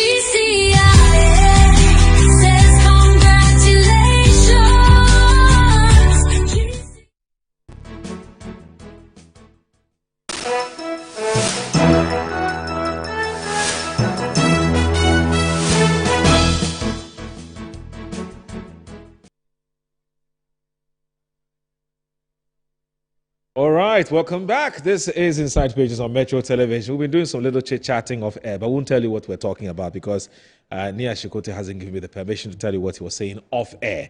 You know, but it's good news. You know, he won't say anything bad off air. And also, Dr. Eric Wachiado, he's been saying quite a lot off air as well, but I'll tell you what he's been saying. Quincy has been quiet, so he said nothing. Anyway, so this is Inside Pages. We're looking at the 1 cedi tax which has been slapped on petrol, which has generated some kind of mixed reaction within the public and or the publics, and we're trying to look at the pros and cons of it and whether it is actually a necessary evil or it is avoidable. So I'm here with Dr. Eric Dr. Eric Wachiado, who is a lecturer UPSA in finance and economics, and also a member of the APL, and also he's not a lawyer yet. Kuzibuchi is a lawyer and aide to former Vice President Dr. Alhaji Mahmoud Bawumia. I'm also here with Nia Ashiakote, who is MP for the good people of Ododo Dio. So, you were just about to tell us your view on whether this 1 cedi we have slapped on petrol is something that we ought to have done, or we could have avoided it. Good. So, and what implications will be? So, up to the point I had mentioned that the government was getting the monetary policies right, ensuring that the inflation is gradually coming down and the cedi is either stabilized or appreciating, until 3rd June, where the fiscal side came in. I have said time and again that one of the reasons why the cedi was appreciating was because we've not started the fiscal side of managing of our economy. How do you mean? Fiscal side in terms of government revenue and expenditure. I understand. What do you say we're not started? We had not started as at the time, I think in May. Okay. The budget has just been passed in April. Yeah. And the government was preparing to implement them. Right. So this is from this June going, we are now seeing the full implementation. Our government is at the beginning stages of implementing the fiscal side. And one of them is what we have seen. And we are now beginning to see the backlash that is coming from the public. You see, the assertion of the public that says that 1 cedi is nothing or is small like you play the majority leader, as 1 cedi per. Yeah, the reason why I use that word is because whenever you bring a flat rate, you impoverish the poor. Because to me, and probably those of us here, 1 cedi, it may be per, because when we take our income, the percentage of the 1 cedi on it will not affect us so much.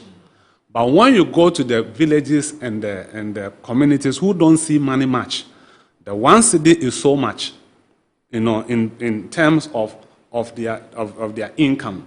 But how many of them buy fuel? Okay, so now let's peg it with the e-levy that we complained that it should go out because it was affecting the electronic transaction in our economy, our financial inclusion. If you have if you are paying e-levy on 1,000 cedis, I think you pay around 10 cedis. Right. It was 1.5. E-levy was 1.5. It was reduced to 1. I'm talking yes, about okay, so it was reduced. So you're right. That would be about 10 cedis. Yeah, that's 10 cedis, yes. The same 1 cedi per liter. If I'm buying 1,000 cedis of fuel or later, fuel 1,000 cedis. Proportionately, I'll be paying 83 cedis. 84 actually. Depending on the fuel that you are, depending on the fuel price that you use. If you use Star Assurance, that sells at 11.5. It takes it to 86. I get it. It's even 86. I use so averagely 83. Averagely 83. Okay. Some are 86 is on the high side. 83 is for 1,000 cedis worth of fuel. Yes, that is 83. Okay. So the poor woman in the village will not buy fuel that is about 83 cedis. Yes. Right. Good. Or 1,000 cedis. So it's remote that the person will not pay 83. True. However, you agree that when you touch fuel, you have touched almost every commodity. Right. Because the reason why price of foodstuffs were not coming down, because prices were still high in terms of transporting them from the villages to the market centers. So if we're buying yam at 5 cedis, it may not come down because the transport prices have not come down yet. So if you slash a tax, that will be that is not pro-poor. That will affect the poor in terms of the commodities that they are going to buy, in terms of their consumption. Then you are taxing their very life. Their livelihood will be affected. So I did not think that it is a reasonable time for the government to introduce this 1 cedi on a liter of fuel. It is so high, and I think that it will in a way affect the confidence that Ghanaians had in him, because the previous government was voted out of power. One of the reasons was because of taxes. And I was expecting a more innovative. We've been hearing this word innovative. But when it comes to the implementation, we see the ordinary thing or the normal thing that are being done by trying to tax fuel. And if we take our fuel prices, we have about 11 different components of levies in the fuel price. Yeah, the tax build-up. That is translating to about 4.3 cedis per every liter of fuel that you buy. Right. And to slash more taxes or more levies in this build-up, I think you've not been fair to the ordinary Ghanaian, and it may also find a way of building up to inflation that is going down, because the drivers will be talking about going back to what the price used to be. They'll be talking about going back. We went through a negotiation that made drivers to reduce transport prices, and now you've taken us back to where we were when you told us that the price were coming down, so we should reduce it. We reduce it, then you slash a tax or a levy to bring us back to where we were. So transport prices are likely to go up. Beyond that, if transport prices go up, food items, they are going to go up. I've talked about transporting from farm to the marketplaces. It is going to go up. Then the average income, household income, will also be affected. So I think the timing is not right, especially when government did not give us a hint in the budget. If I was the government, that's what I would have done. In the reading of the budget, I would have made the issue clear. We all know these levies have been there. And Botry mentioned the fact that taxes do not solve our energy sector problems. It's not only our energy sector. It is in the country as a whole. Taxes don't solve our debt issues. Then no matter amount of taxes we have charged, it has not brought our debt down. So if we make the case that we are charging taxes so as to pay off debt, I mean, it is neither here nor there. You can go as far back as 50 years ago, and the number of taxes we have charged, and the debt we have piled up over the years, and we come to the energy sector debt. There's one school of thought that says it was $2.5 billion. Another school of thought says $3.1 billion. Moro, we'll be here. No, it's not difficult to tell. I mean, like Chrissy said, per the records, this was what the I'm not sure Honorable will agree that they built up that 600 million within this 5 months. So I don't want us to even go to find No. This is not. You see, there are some things that are factual. Yeah. There are some things you can't debate because the record will expose you or the data will expose you. It is a fact that 2.5 billion was what was bequeathed to this government. As at 3rd January. Today is 3.1. Somebody obviously added a 600. And it is the NDC that's government that's in power.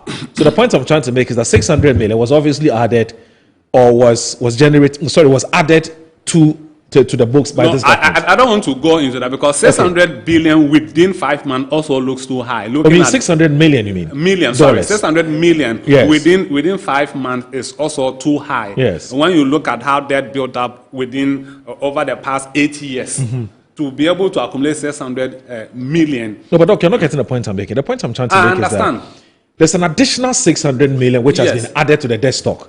Now, the next leg of the discussion is how did we get here? Yes. And who is responsible for it? That's the next leg of the discussion. I understand. But it doesn't take away the fact that there's an additional debt which has been added.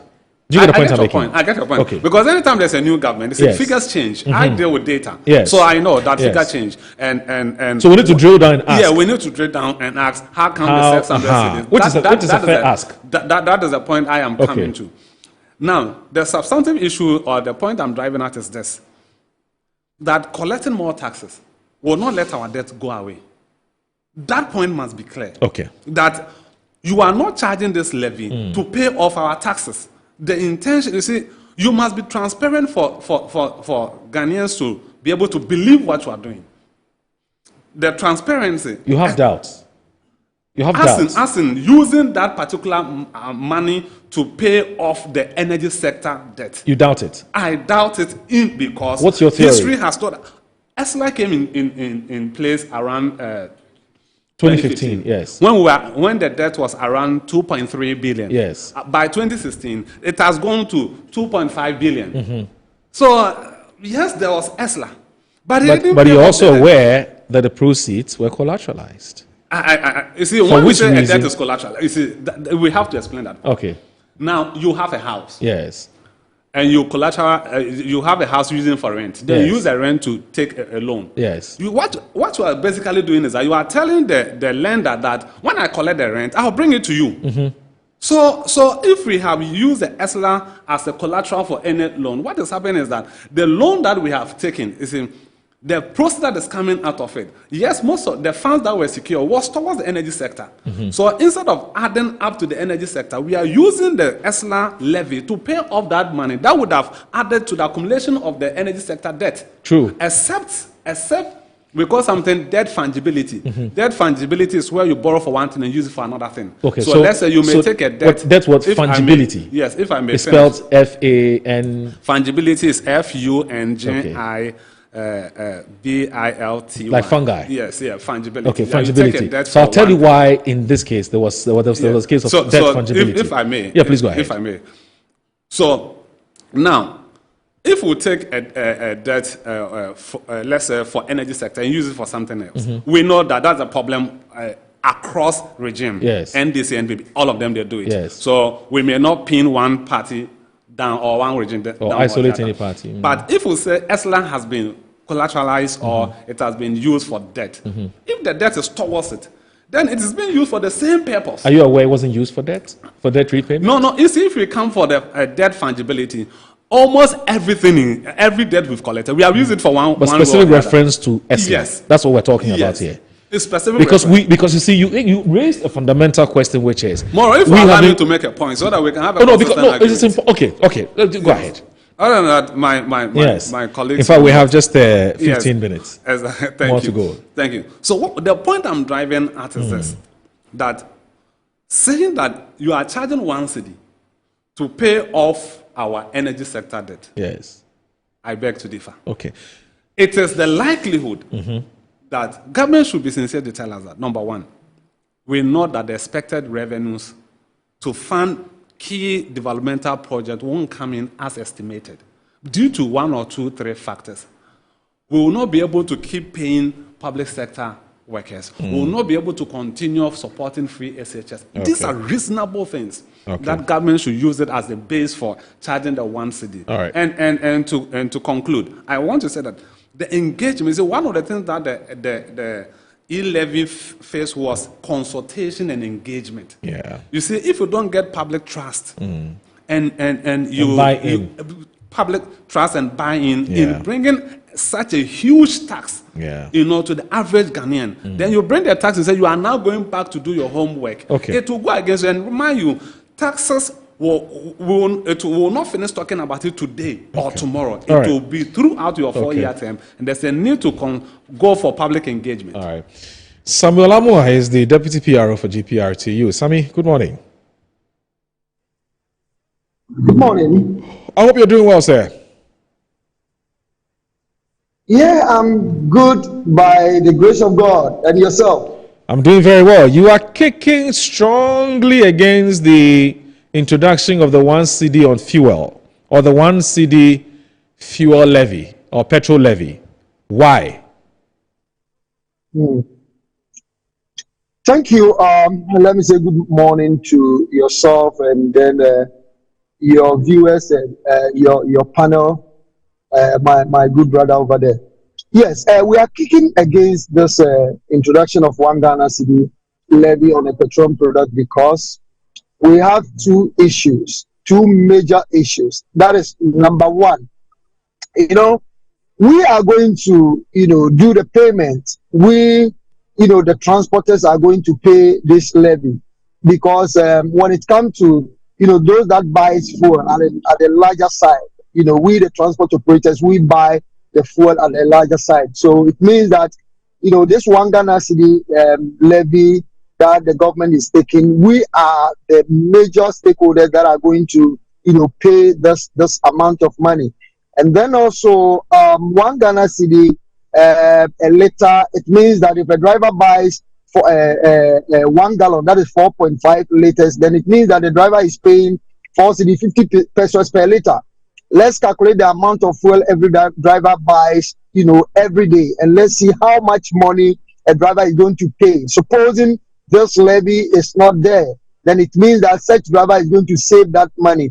Yes, number 2, we think that the 1 Ghana cedi is at the higher side. And then also we overheard Honorable Atuforsin saying that it's not going to affect the consumers and all that. What as a GPRTU are saying is that we are a major stakeholders when it comes to this implementation, those that are going to be affected. Why is it that the government don't invite, we being the major stakeholders, so that if there has to be some further, questions that we need to ask and maybe some further explanation to this effect, then we'll do that. Because quite recently, we had a 15% reduction on our transport fares. After, when we met the transport minister, Honorable Joseph Bukari Nukwe, we made him understand that this 15% that we reduce on our transport fares, we only look into only the petroleum product.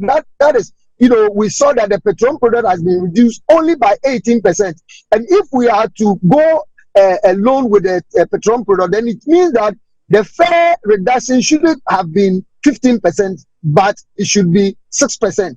But based on the promise they gave us that, the spare parts, the lubricants, and other components are going to also be, reduced, and that we should look forward for them to reduce, because we know very well that anytime transport fares goes up, it affects everything at the market. That is why we agreed and we reduced our transport fares by 15%.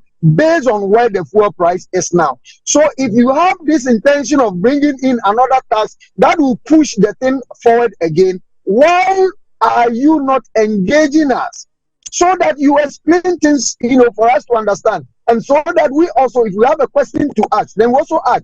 Then if our members are throwing some questions to us, we also know how to explain to our members. So that is our problem. That is why, last 3 days, that was last Thursday, we called a press conference and we brought a release that we are asking the government to first reverse this issue of taxing 1 Ghana cedis on every petroleum product. And number 2, engage the leadership of the transport operators for us to meet and negotiate and to talk about it, for us to get a fair understanding about the whole thing. So that is our problem. Since you threatened that on Tuesday, June 10, you intend to embark on a nationwide strike, have you had any call? Have you had any engagement? Have you been approached by either the transport minister, either the chief of staff, or anybody from the presidency to say, come and let's sit down and talk? No, not at all. Not at all. We've not had any information like that, and we are here. We are here to do that. And you see, we want to draw your attention back to December 6, 2021. It's not something that we are joking. So the government shouldn't take it for granted. The government shouldn't take it lightly. If I may say, we have only Monday because today is Saturday. Tomorrow is Sunday. No, I believe they will not be in office.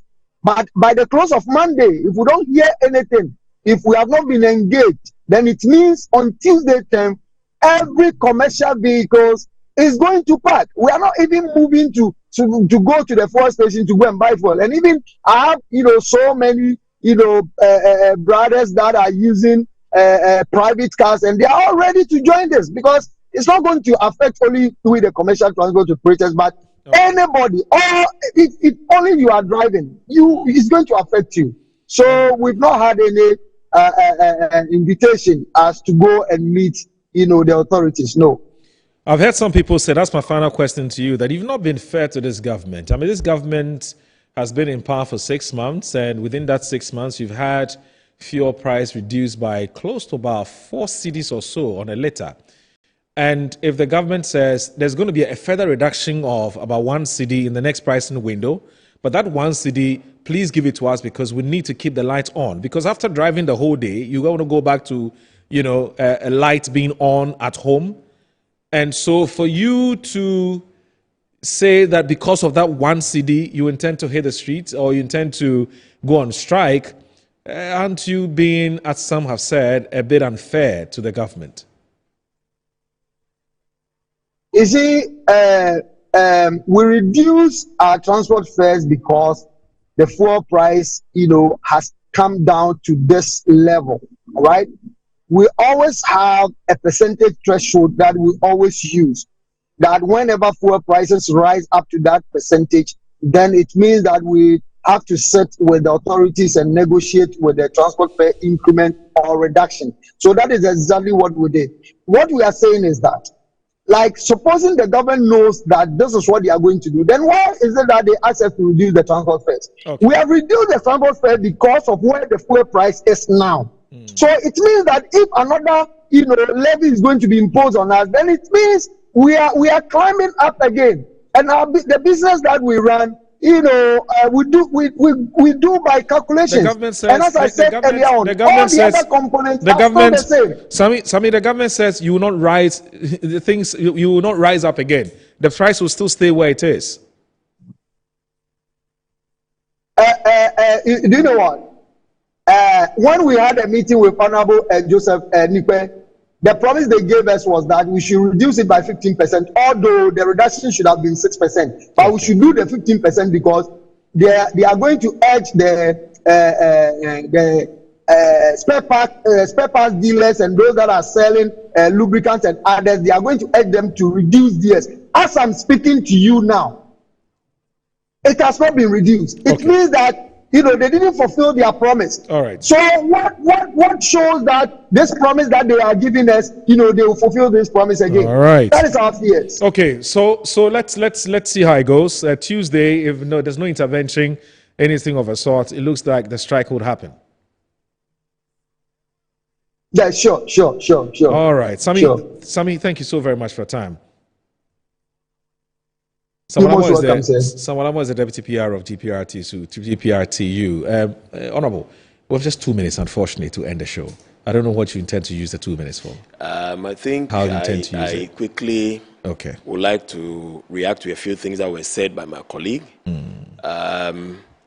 In fact, coming from the camp of Dr. Baumia, I feel very sorry hearing the kind of things he said, especially saying that the first time when we came to power, the first thing we could do was to just slash a 1 cedi tax on the people instead of telling the people we're coming to reduce taxes. Of course, you were all in this country where we reduced all those nuisance taxes. We promised we were going to reduce.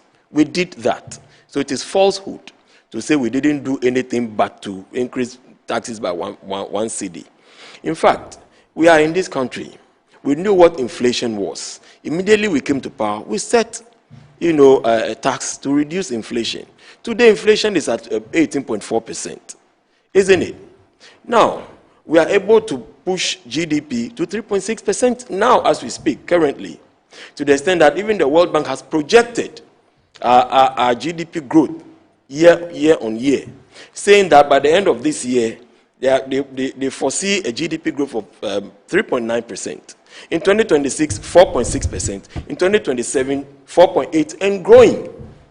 If they don't see the structures we've put in place or we are putting in place as productive, I don't think they would have made such projections. You understand me? All right. Now, once again, we know that MPP in their government have channeled all kinds of falsehood, even in terms of figures and documentation. Now, the last State of the Nation address that President Akufo-Addo gave, he is telling us now that President Akufo-Addo says he left us with 2.5 billion just as he inherited, isn't it? Yeah.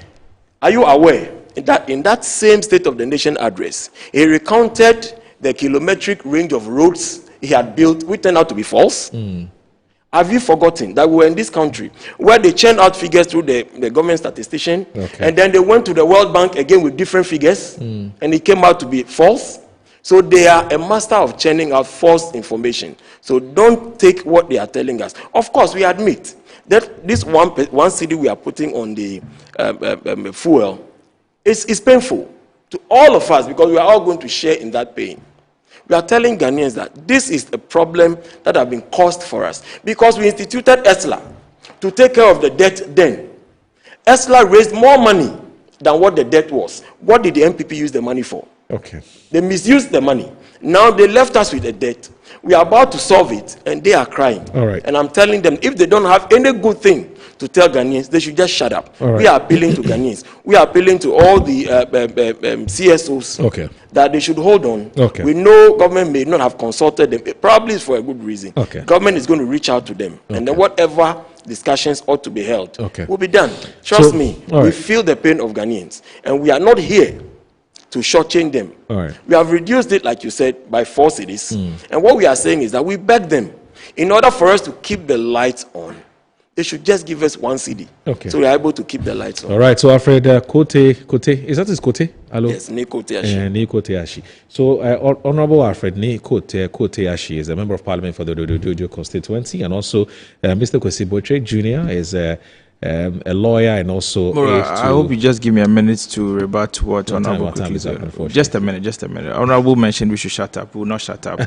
In fact, Honorable mentioned that they promised to remove all nuisance taxes. Are you aware we are still paying the COVID levy? That's true. We are still paying COVID levy. Yeah. And so the Honorable cannot say that they have removed all nuisance taxes. We have said when we are still paying COVID levy. We have reduced quite a number and we are still at it. No, you said you have and removed all. And you say MPP should not be the ones pontificating in their 2016 to 2020 manifesto. The kind of things they said about reducing taxes, about reducing fuel. When you were here, increase it in multiple folds. So they don't have the credibility. Respectfully, I was quiet when you were speaking. Of course, you don't have the credibility to criticize this. You see, only small 1 minute. Doc talks about the credibility of the government. It's very important when you want to boost investor confidence. This government in opposition, like I said, promised us that they were going to reduce electricity. What are we seeing? They have rather increased electricity. Okay. This government promised us again on the COVID levy. What have they done? They've not been able to abolish. This government promised us that they were even going to employ one MD for both bust and tour. Today, what are we witnessing? There are two MDs for both, bust and tour. So, this government, Moro Azalan, this government promised us that they were going to repeal the airline allowing people to mine in the forest reserves. What are we witnessing? They've not been able to repeal it. And so this government is a government that lacks credibility. All right. This government lacks credibility. So thank you very much. I want my viewers to know that I have credibility, because when I say I'll end in the next 1 minute, I must end at 1 minute. Honorable, thank you. Thanks for watching Inside Pages. Bye-bye.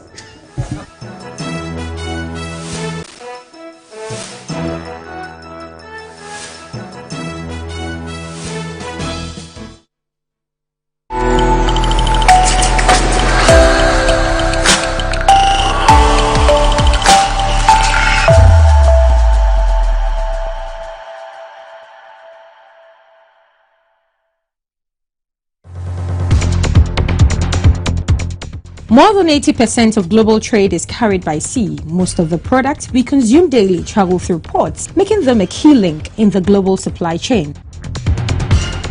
The Ghana Ports and Harbours Authority is committed to ensuring the enhancement, resilience and sustainability of port infrastructure and maritime trade. Get to know which vessel is bringing your goods, how much duty you are required to pay, and how quickly you can clear